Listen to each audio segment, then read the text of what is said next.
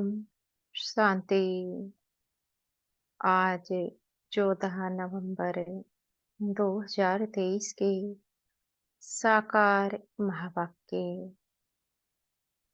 मीठे बाबा बोले, मीठे बच्चे, मनुष्य को देवता बनाने के सर्विस में विघ्न जरूर पड़ेंगे।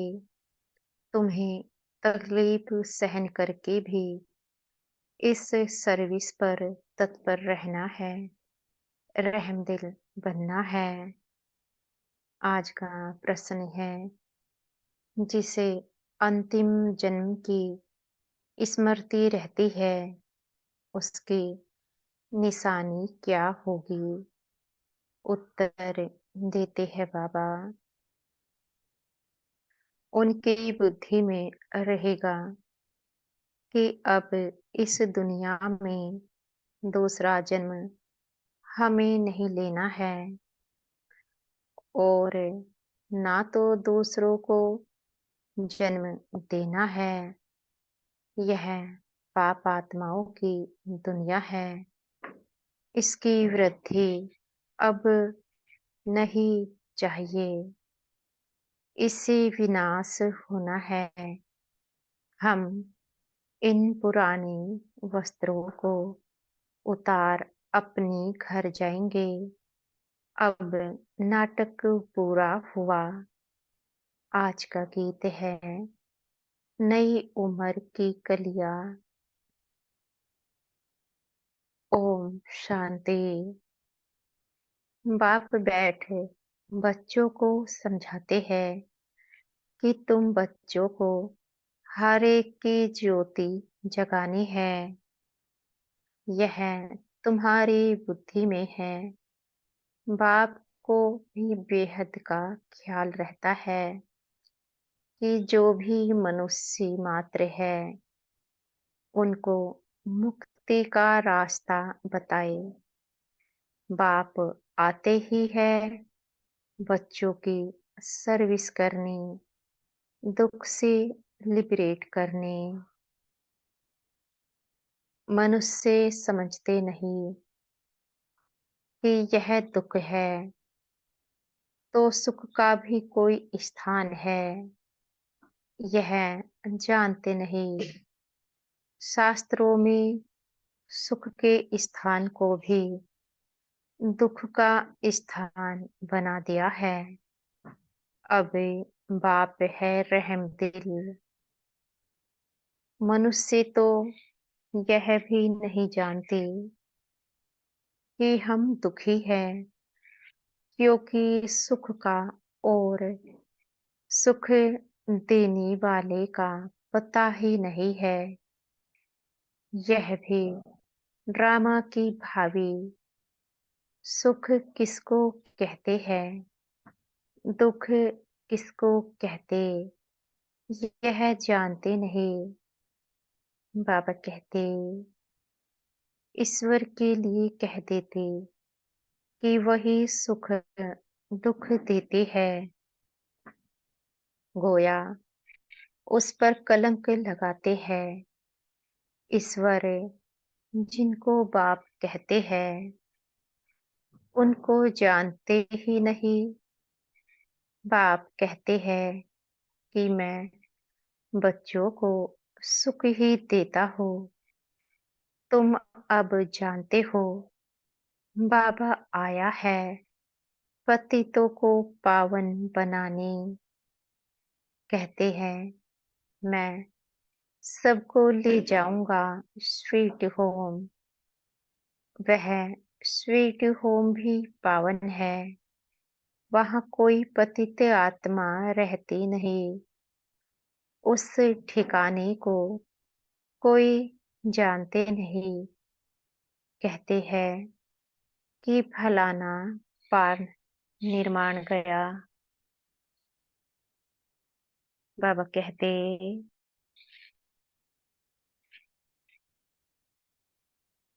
कहते हैं कि फलाना पार निर्वाण गया, परंतु समझते नहीं।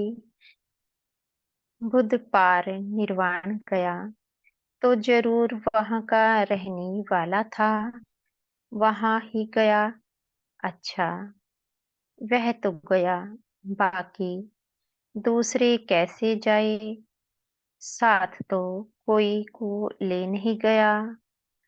वास्तव में वह जाते नहीं, इसलिए सब पतित पावन बाप को याद करते हैं। पावन दुनिया दो है, एक मुक्ति धाम, दूसरा जीवन मुक्ति धाम। शिवपुरी और विष्णुपुरी, यह है रावणपुरी। परमपिता परमात्मा को राम भी कहते हैं। राम राज्य कहा जाता है, तो बुद्धि परमात्मा की तरफ चली जाती है। मनुष्य को तो सब परमात्मा मानेंगे, नहीं तो तुमको तरस पड़ता है। तकलीफ तो सहन करनी पड़े। बाबा कहते, मीठे बच्चे, मनुष्य को देवता बनाने में इस ज्ञान यज्ञ में विघ्न बहुत ही पड़ेंगे। गीता के भगवान ने गाली खाई थी।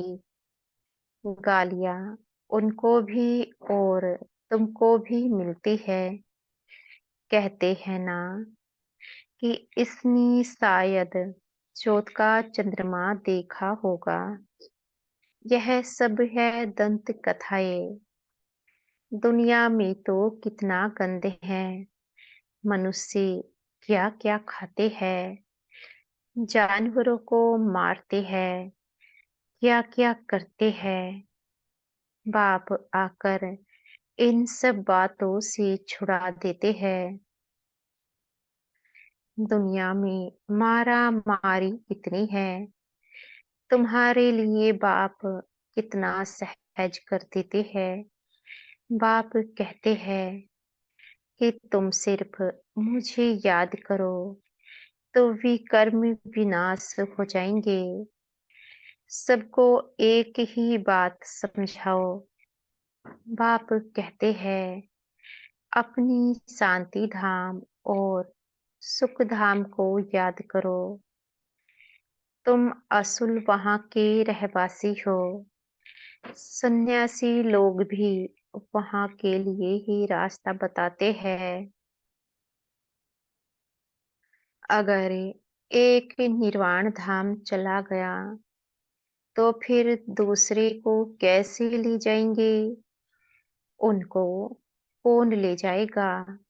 समझो, बुद्ध निर्वाण धाम में गया, उनके बोधि तो यहाँ बैठे हैं, उनको वापिस ले जाए ना।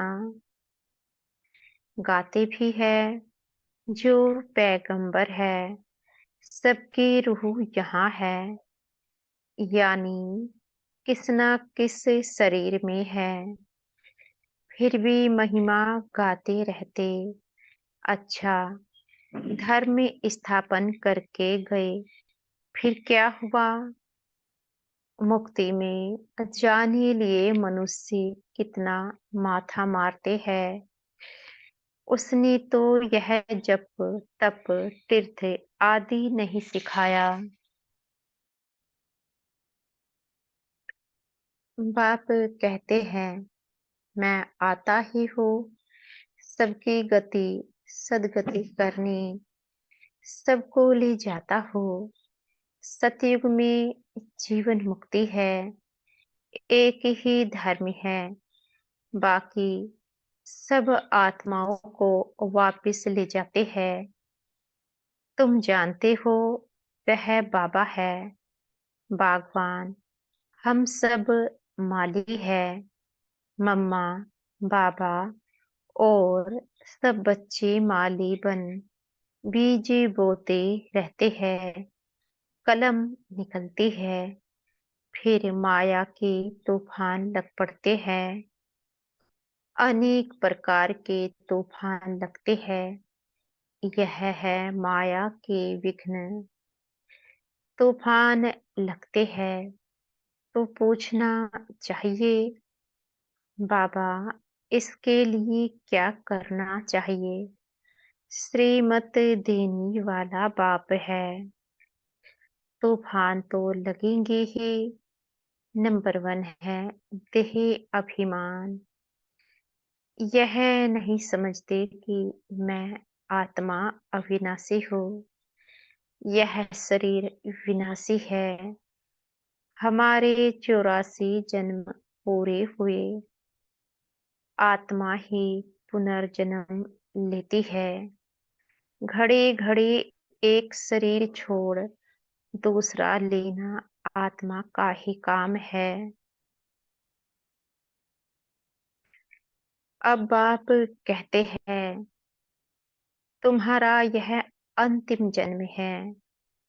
इस दुनिया में दूसरा जन्म नहीं लेना है, न किसको देना है। पूछते हैं कि फिर सृष्टि की वृद्धि कैसे होगी। अरे इस समय सृष्टि की वृद्धि नहीं चाहिए। यह तो भ्रष्टाचार की वृद्धि है। यह रस में रावण से शुरू हुई है। दुनिया को भ्रष्टाचारी बनाने वाला रावण ठहरा। श्रेष्ठाचारी राम बनाते हैं।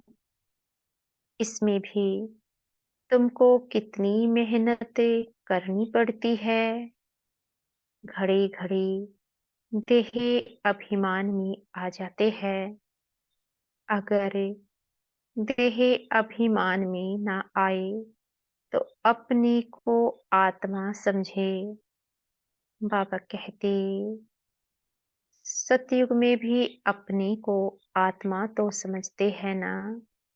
जानते हैं अभी यह हमारा शरीर वृद्ध हुआ है। इनको छोड़कर नया लेंगे। यहाँ तो आत्मा का भी ज्ञान नहीं है। अपने को देह समझ बैठे हैं। इस दुनिया से जाने की दिल उनकी होती है जो दुखी होते हैं। वहाँ तो है ही सुख। बाकी आत्मा का ज्ञान वहाँ रहता है। एक शरीर छोड़ दूसरा लेते हैं, इसलिए दुख नहीं होता। वह सुख की प्रालब्ध है। यहाँ भी आत्मा तो कहते हैं फेरे भल। कोई आत्मा सो परमात्मा कह देते हैं। आत्मा है यह तो ज्ञान है ना।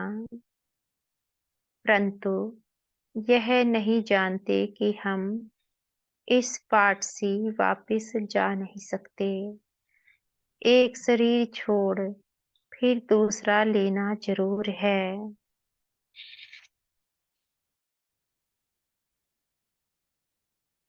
बाबा कहते, एक शरीर छोड़ फिर दूसरा लेना जरूर है।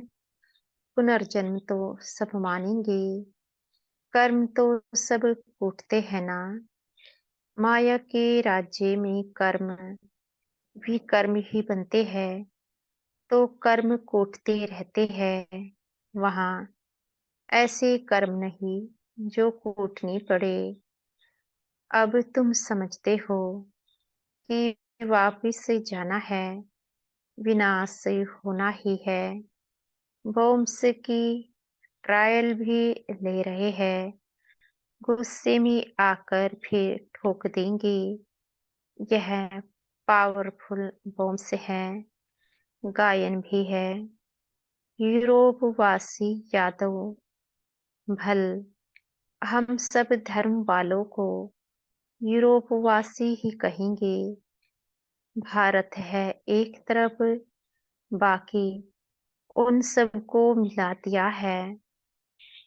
अपनी खंड लिए उन्हों को प्यार तो बहुत है, परंतु भाभी ऐसी है तो क्या करेंगे। ताकत सारी तुमको बाबा दे रहे हैं, योग बल से तुम राज्य ले लेती हो। तुमको कोई भी तकलीफ नहीं देते हैं। सिर्फ बाप कहते हैं, मुझे याद करो, देह अभिमान छोड़ो। कहते हैं कि मैं राम को याद करता हूँ, श्री कृष्ण को याद करता हूँ, तो वे अपने को आत्मा थोड़े ही समझते हैं। आत्मा समझते तो आत्मा के बाप को क्यों नहीं याद करते हैं। बाप कहते हैं, मुझ परम पिता परमात्मा को याद करो। तुम जीव आत्मा को क्यों याद करते हो। तुमको देही अभिमानी बनना है। मैं आत्मा हूँ, बाप को याद करता हूँ। बाबा ने फरमान किया है, याद करने से विकर्म विनाश होंगे और वर्षा भी बुद्धि में आ जाएगा। बाप और जायदाद अर्थात मुक्ति और जीवन मुक्ति, इसके लिए ही धक्के खाते रहते हैं। यज्ञ जप तप आदि करते रहते हैं। पोप से भी आशीर्वाद लेने जाते हैं। यहाँ बाप सिर्फ कहते हैं कि देह अभिमान छोड़ो, अपने को आत्मा निश्चय करो। यह नाटक पूरा हुआ। हमारे 84 जन्म पूरे हुए हैं। अब जाना है। कितना सहज करके समझाते हैं। गृहस्थी व्यवहार में रहते बुद्धि में यह रखो, जैसे नाटक पूरा होने पर होता है तो समझते हैं कि बाकी 15 मिनट है, अभी यह सीन पूरी होगी। एक्टर्स समझते हैं, हम यह कपड़ा उतार घर को जाएंगे, अभी सबको वापिस जाना है। ऐसी ऐसी बातें अपनी से करनी चाहिए। कितना समय हमने सुख दुख का पाठ बचाया है, यह जानते हैं। अभी बाप कहते हैं कि मुझे याद करो, दुनिया में क्या क्या हो रहा है। इन सबको भूल जाओ, यह सब खत्म हो जाने वाले हैं। अब वापिस से जाना है। वह समझते हैं कि कलयुग अभी 40,000 वर्ष चलेगा। इसको घोर अंधियारा कहा जाता है। बाप का परिचय नहीं है। ज्ञान माना बाप का परिचय, अज्ञान माना नो परिचय, तो गोया घोर अंधियारे में है। अभी तुम घोर सोझरे में हो। नंबरवार पुरुषार्थ अनुसार अब रात पूरी होने वाली है। हम वापिस से जाते हैं। आज ब्रह्मा की रात, कल ब्रह्मा का दिन होगा। बदलने में टाइम तो लगेगा ना। बाबा कहते, तुम जानते हो, अब हम मृत्यु लोक में हैं, कल अमर लोक में होंगे। पहले तो वापिस जाना होगा। ऐसे यह 84 जन्मों का चक्र फिरता है। यह फिरना बंद नहीं होता है। बाबा कहते हैं, तुम कितनी बार मेरे से मिले होंगे? बच्चे कहते हैं कि अनेक बार मिले हैं। तुम्हारे 84 जन्मों का चक्र पूरा होता है तो सबका हो जाएगा। इसको कहा जाता है ज्ञान। ज्ञान देने वाला है ही ज्ञान सागर, परम पिता परमात्मा पतित पावन। तुम पूछ सकते हो, पतित पावन किसको कहा जाता है? भगवान तो निराकार को ही कहा जाता है। फिर तुम रघुपति राघव राजा राम क्यों कहते हो? आत्माओं का बाप तो वह निराकार ही है। समझाने की बड़ी ही युक्ति चाहिए। दिन प्रतिदिन तुम्हारी उन्नति होती रहेगी, क्योंकि गुह्य ज्ञान मिलता रहता है। समझाने के लिए है सिर्फ अल्प की बात। अल्प को भूली तो आरफन हो गए। दुखी होते रहते हैं एक द्वारा। एक को जानने से तुम 21 जन्म सुखी हो जाते हो। यह है ज्ञान। वह है अज्ञान जो कह देती परमात्मा सर्वव्यापी है। अरे वह तो बाप है। बाप कहते हैं, तुम्हारे अंदर भूत सर्वव्यापी है। 5 विकार रूपी रावण सर्वव्यापी है। यह बातें समझानी पड़ती है।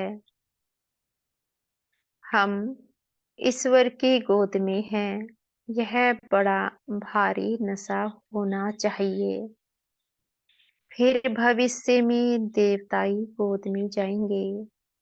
वहां तो सदैव सुख है। शिव बाबा ने हमको एडॉप्ट किया है। उनको याद करना है, अपना भी और दूसरों का भी कल्याण करना है, तो राजाई मिलेगी। यह समझने की बड़ी अच्छी बात है। शिव बाबा है निराकार। हम आत्मा भी निराकार है।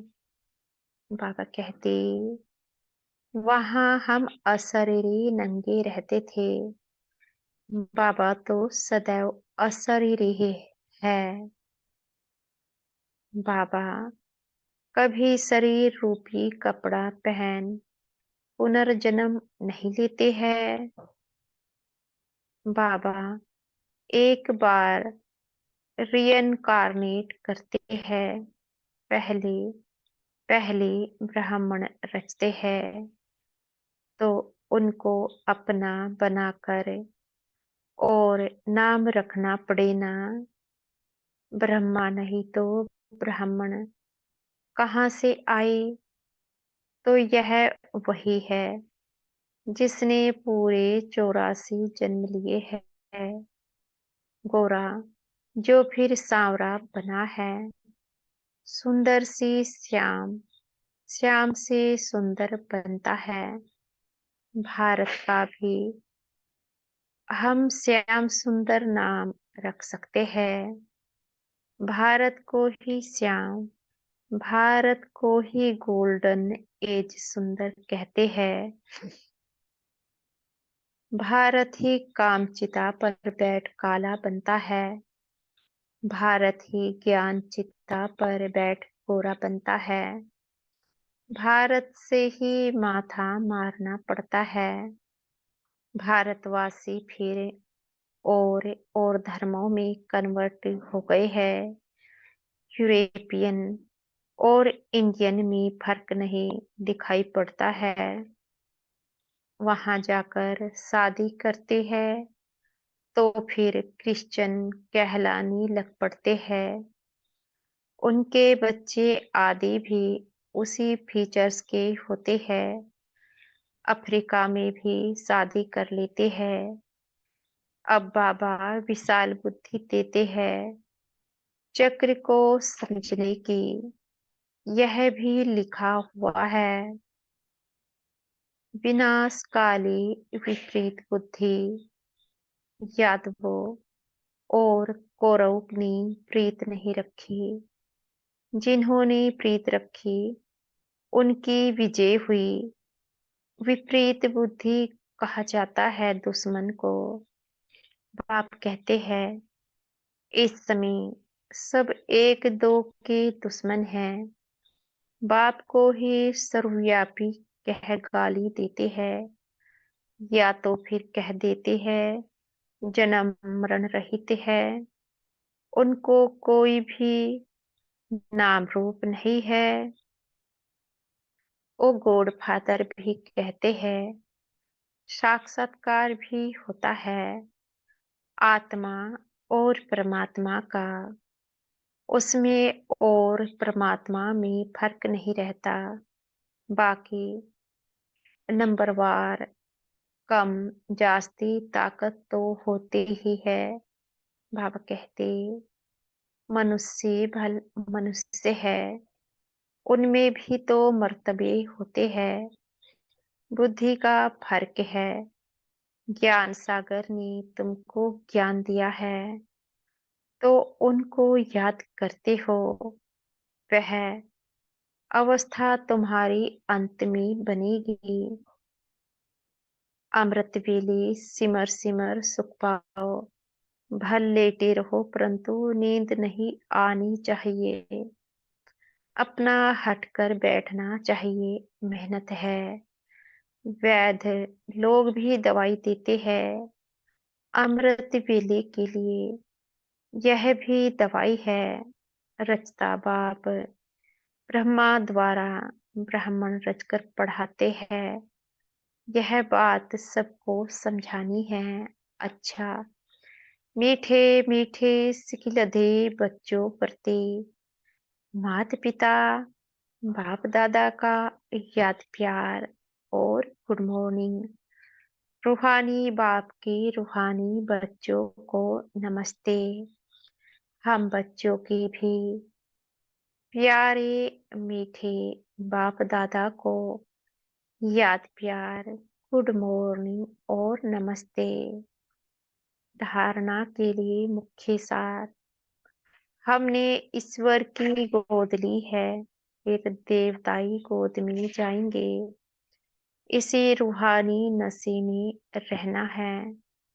अपना और दूसरों का कल्याण करना है। दूसरा पॉइंट्स है अमृत वेले उठ ज्ञान सागर के ज्ञान का मनन करना है। एक की अव्यभिचारी याद में रहना है। देह अभिमान छोड़ स्वयं को आत्मा निश्चय करना है। आज का वरदान है, हमारे सतगुरु जी हमें आज का वरदान देने जा रहे हैं। अमृत वेले से रात तक याद के विधि पूर्वक हर कर्म करने वाले सिद्धि स्वरूप भव। अमृत वेले से रात तक याद के विधि पूर्वक हर कर्म करने वाले सिद्धि स्वरूप भव। अमृत वेले से लेकर रात तक जो भी कर्म करो याद के विधि पूर्वक करो तो हर कर्म की सिद्धि मिलेगी।